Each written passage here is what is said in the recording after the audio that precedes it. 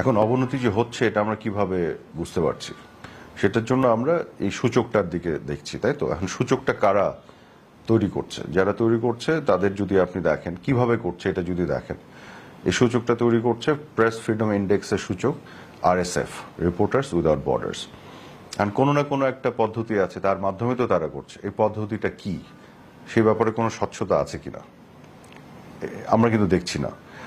কাজে আমি মনে করি এই সূচকটা তৈরি করার ক্ষেত্রে যে পদ্ধতিগত দুর্বলতা, সেগুলো যদি না থাকতো তাহলে সূচকের যে রেজাল্ট আপনি দেখছেন এরকম আমরা দেখতাম না।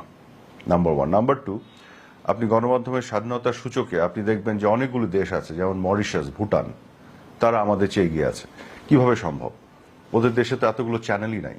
মরিশাসে তো সবগুলি government channel, private channel, electronic মিডিয়াই নেই, হাতে গোনা কিছু পত্রপত্রিকা। ভুটানে যান, ওদের 3টা থেকে 4টা চ্যানেল আছে, সব সরকারি।